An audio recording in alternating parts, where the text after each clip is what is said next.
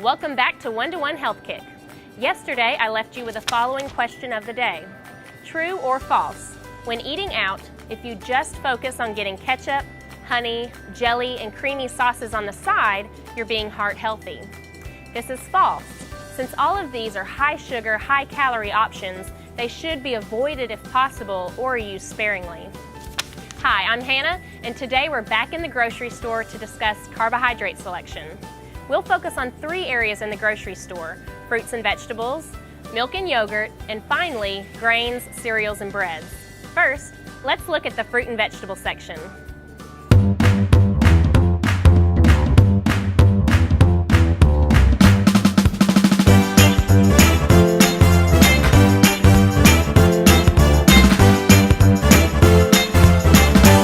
Of course, you can never go wrong in the produce section, where you can find plenty of fresh fruits and vegetables without added sugar, salt, and fat.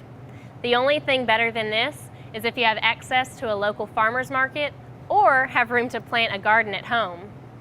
Remember, the goal is to make half of our plate fruits and vegetables during mealtime. Focus on variety and color. Choosing different colors of the rainbow provides your body with different beneficial vitamins and nutrients. Keep in mind the dirty dozen and try to buy these 12 fruits and vegetables organic if possible to avoid toxins. To review, these are apples, strawberries, grapes, celery, peaches, spinach, sweet bell peppers, nectarines, cucumbers, cherry tomatoes, potatoes, and snap peas. One of the most frequently asked questions I get regarding fruits and vegetables is fresh versus frozen. Studies have shown frozen fruits and vegetables may be more beneficial than fresh if your fresh products are being transported over a long distance. Frozen fruits and vegetables can be picked at the peak of their nutrition and frozen to maintain that nutrition. Fresh products that must be shipped are picked before they are ripe to compensate for travel time. You still want to check the label and ingredients of frozen products to make sure that no fat, sugar, or salt has been added. Avoid frozen fruits and vegetables with added sauces or cheeses. Instead, add your own cheese, herbs, spices, and healthy toppings to your plain frozen vegetables. When it comes to canned fruits and vegetables, it's always best to choose fresh or frozen first, since canning adds sodium and decreases your fiber. We want to avoid these, but canned products are sometimes necessary. Choose products canned in own juices. This is the best option, or choose light syrup instead of heavy syrup. Also, low sodium is a better choice when available. Giving vegetables a thorough rinse underwater using a colander is always a good practice when low sodium vegetables are not available. Now let's talk about dairy. Here we are in the dairy aisle. I won't talk a whole lot about this group today because we'll cover what to look for in our protein segment, but milk and yogurt contain all 3 sources of calories with natural fat, carbs, and protein. Cheese and eggs are carb-free in the dairy section, but contain protein and fat. If you remember from our last tour focusing on fats, we want to choose 1% low-fat or fat-free milk, yogurt, and cheese options if you daily consume a high amount of these products. Milk and yogurt are excellent sources of naturally occurring sugar, so they make a great sweet base for desserts, like fruit smoothies or yogurt parfaits. Read and compare nutrition labels in this section. Yogurts especially fall into the trap of being a healthy food, and then companies add sugar, food coloring, and unhealthy fats to unsuspecting shoppers. Instead of buying fruit on the bottom, buy it plain and add your own fruit. Instead of buying flavored yogurt like vanilla, buy plain yogurt and add stevia or honey to sweeten it yourself. Usually you'll add less sugar than a food company will. Now on to our final section, grains, cereals, and breads.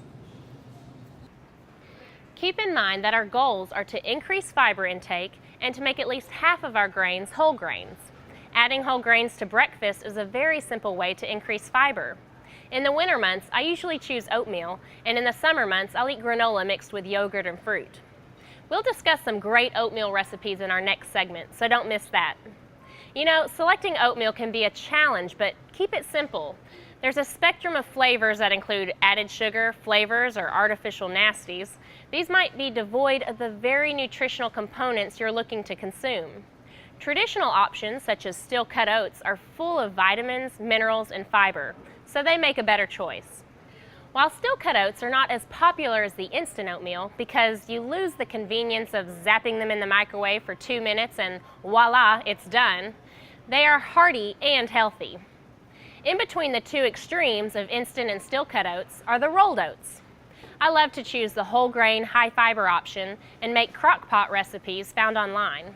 In my opinion, they're better than instant oatmeal, and with a little preparation the night before, can be ready to enjoy with minimal effort first thing in the morning. Lastly, when talking about carbohydrates, we don't want to forget brown rice, whole wheat pasta, beans, and peas. All of these provide complex carbohydrates and can be found in the center aisles. Choose dried beans for the best nutrition, or choose low-sodium canned beans and peas. Whole wheat rice and pasta can also add vitamins, minerals, and fiber to your meals. While you're in the store, compare these products with the nutrition of white or refined grain products. You can also make substitutions to reduce those simple carbs.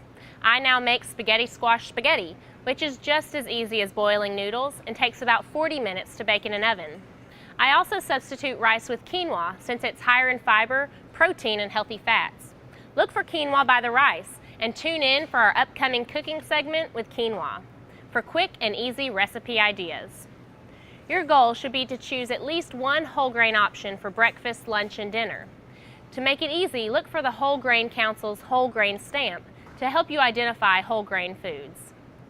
Now that you know how to get your grocery cart full of healthy, delicious, complex carbohydrates and naturally occurring sugar, let's head to the kitchen and prepare some simple recipes together.